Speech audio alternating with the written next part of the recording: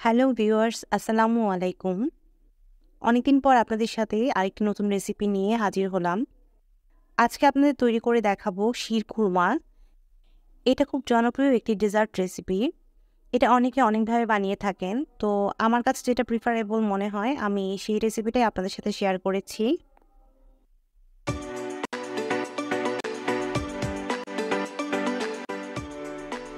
শিরখুরমা তৈরিতে যে উপকরণগুলো লাগবে তা চলুন একবার দেখে নেওয়া যাক। এখানে আমি 1 কাপ পরিমাণ ভার্মিসেলি সেমাই ইউজ করেছি। আর সেই সাথে নিয়ে নিয়েছি 1/3 কাপ পরিমাণ কাজু বাদাম এবং কাঠবাদাম এবং 2 টেবিল চামচ পরিমাণ কিশমিশ। আর সেই সাথে নিয়ে নিচ্ছি 200 গ্রাম পরিমাণ ডানো স্টেরিলাইজ ক্রিম। প্রথমে আমি একটি বড় হাঁড়িতে চুলা জ্বালিয়ে দিয়েছি। এরপর এখানে 2 টেবিল চামচ পরিমাণ ঘি অ্যাড করে দিচ্ছি। আপনারা চাইলে ঘিয়ের পরিমাণটি বাড়িয়ে দিতে পারেন। আমি আমার পছন্দ মতো ঘিয়ের পরিমাণ দিয়েছি। ঘিটা চুলায় হিটে গলে আসলে এর ভিতর আমি কিশমিশ অ্যাড করে দিচ্ছি। আর সেই সাথে দিয়ে দিচ্ছি কুচি করে রাখা কাঠবাদাম এবং কাজু বাদাম। আপনারা চাইলে এখানে খেজুর অ্যাড করতে পারেন। আমার বাসায় খেজুর খুব বেশি একটা সবাই পছন্দ করে না, তো আমি সেই ক্ষেত্রে খেজুর অ্যাড করব না। চুলার হিটটা লো ফ্লেমে রেখে আমি এগুলো ভেজে নিচ্ছি। আপনাদের সাথে পুরনো কথাটি আবার শেয়ার করে রাখছি। প্লিজ যারা আমার চ্যানেলটিকে পছন্দ করেন এবং ভিডিওগুলো দেখতে পছন্দ করেন তারা আমার চ্যানেলটিকে সাবস্ক্রাইব করবেন।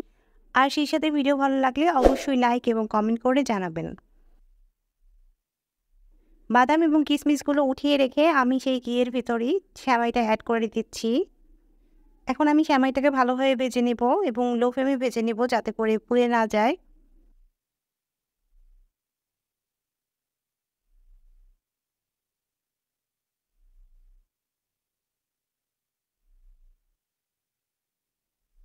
সেমাইটা ভাজা হয়ে গেলে আমি সেমাই তুলে রাখছি।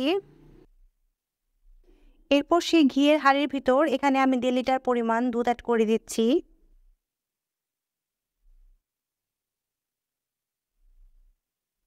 ভালো একটা ফ্লেভারের জন্য অ্যাড করে দিচ্ছি 2 পিস এলাচ এবং 2 পিস দারচিনি।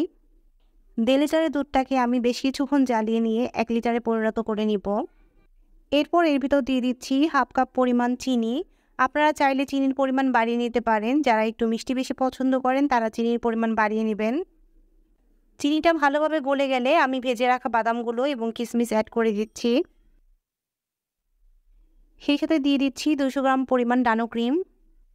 এই ক্ষেত্রে আপনারা চাইলে ডানো ক্রিমটা নাও অ্যাড করতে পারেন। ডানো ক্রিম অ্যাড করার কারণে যে থিকনেসটা দুধের সেটা অনেক ভালো থাকে এবং ঘনও হয়। এই জন্য আমি সবসময় ডানো ক্রিমটা ব্যবহার করি। দুধটা আরেকবার বয়েল করে নিয়ে এর ভিতর আমি অ্যাড করে দিচ্ছি সেমাই।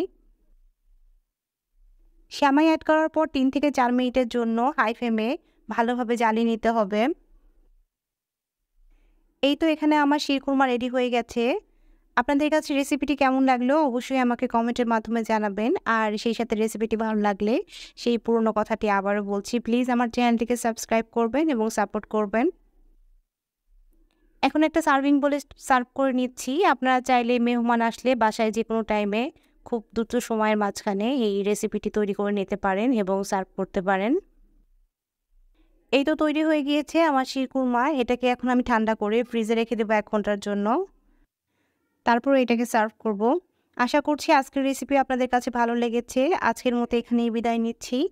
আবার চলে আসবো নতুন কোনো রেসিপি নিয়ে। আজকের মতো এখানেই রাখছি। আল্লাহ হাফিজ। আসসালামু আলাইকুম।